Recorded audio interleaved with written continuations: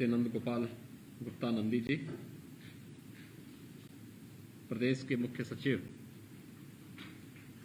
Shri are के Tiwari ji,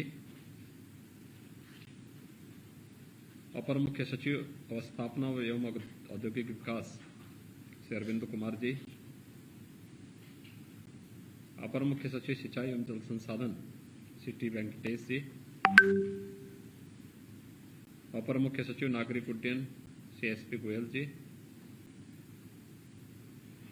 CO Yamuna expressway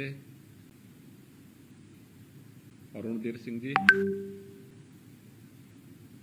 निदेशक नागरिक उड्डयन श्री विशाख जी,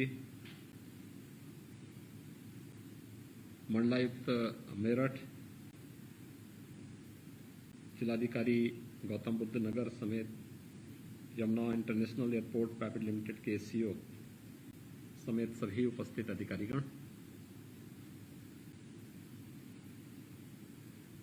मुझे बहुत प्रसन्नता है कि जेवर एयरपोर्ट का कार्य कोरोना महामारी के बावजूद समयबद्ध ढंग से आगे बढ़ रहा है।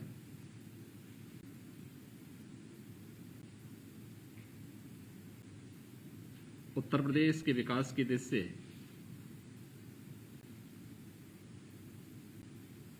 यह एयरपोर्ट न केवल उत्तर प्रदेश वासियों के लिए एक मील का पत्थर साबित होगा, अपितु आदरणीय प्रधानमंत्री जी की मंशा के अनुरूप देश के अंदर आबादी के हिसाब से सबसे बड़े राज्य उत्तर प्रदेश के अंदर एयर कनेक्टिविटी को और बेहतर करने, राष्ट्रीय और अंतर्राष्ट्रीय उड़ानों की दृष्टि से विगत 4 वर्ष के दौरान किए गए प्रयासों को एक नई उड़ान होगी। विगत 4 वर्ष के दौरान उत्तर प्रदेश के अंदर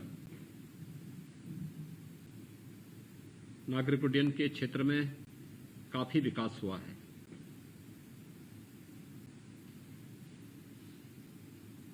दो 2017 तक उत्तर प्रदेश के अंदर मात्र 4 एयरपोर्ट फंक्शनल थे, उनमें भी ईमानदारी से 2 एयरपोर्ट में ही वायु सेवा चल पाती थी, जिनमें प्रदेश की राजधानी लखनऊ और वाराणसी। गोरखपुर में एक फ्लाइट वह भी कभी कभी आ पाती थी और यही स्थिति आगरा की थी। लेकिन आज मुझे बताते हुए प्रसन्नता है कि आज हमारे 8 एयरपोर्ट प्रदेश के अंदर क्रियाशील हैं, और जहां 2017 के पहले हम केवल लखनऊ, वाराणसी, गोरखपुर और आगरा से केवल 25 गंतव्य तक की वायु सेवा प्रदान कर पा रहे थे, आज ये वायु सेवा लगभग 3 गुना बढ़ चुकी है। 71 गंतव्यों तक ये वायु सेवा तेजी के साथ आगे बढ़ी है और 8 एयरपोर्ट हमारे क्रियाशील हो चुके हैं। कुशीनगर में इंटरनेशनल एयरपोर्ट के रूप में हमारा कार्य लगभग पूरा हो चुका है और कभी भी हम इस एयरपोर्ट को इंटरनेशनल फ्लाइट के लिए प्रारंभ कर सकते हैं। जेवर एयरपोर्ट एक सपना था, न केवल मेरठ कमिश्नरी के नागरिकों के लिए भी, तो उस क्षेत्र का जो सबसे आर्थिक रूप से विपन्न क्षेत्र है वहां के लोगों के लिए भी। मुझे याद है जब हम लोगों ने जेवर एयरपोर्ट के बारे में एक चर्चा प्रारंभ की थी, लोगों में एक सकारात्मक संदेश तो गया था,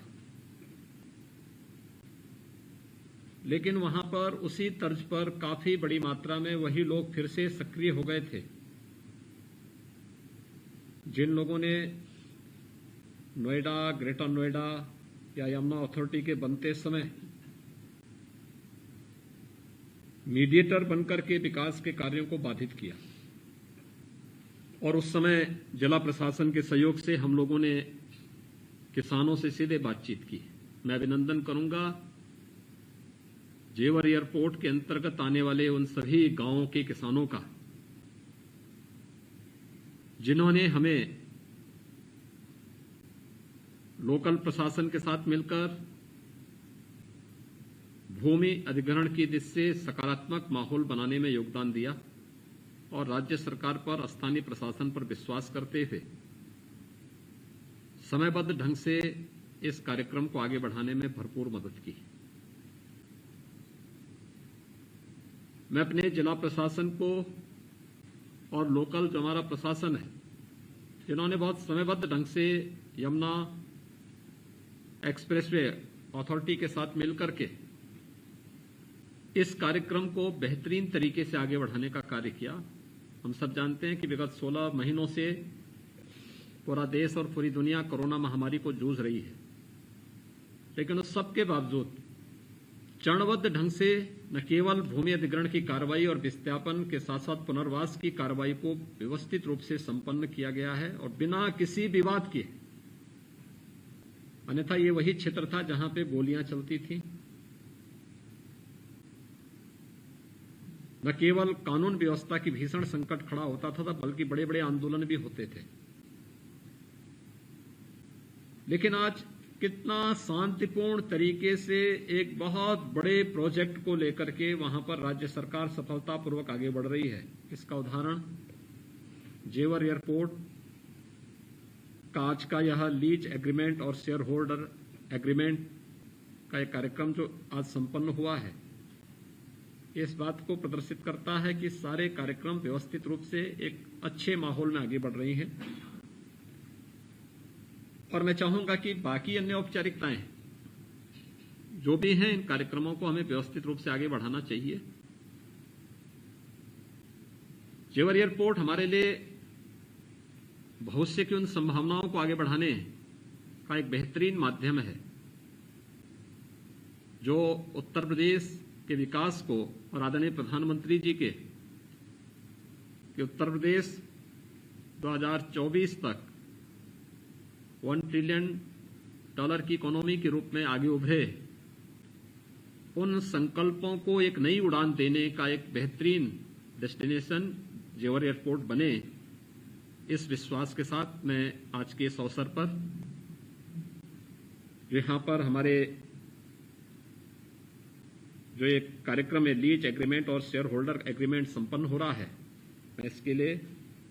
दोनों पक्षों को हृदय से बधाई देता हूं, अपनी शुभकामनाएं देता हूं। विश्वास करता हूं कि हम समयबद्ध ढंग से इस पूरे प्रोजेक्ट को आगे बढ़ाएंगे और नोएडा इंटरनेशनल एयरपोर्ट के रूप में आने वाले कुछ ही वर्षों में हम बेहतरीन सेवा देशवासियों को देने में सफल होंगे।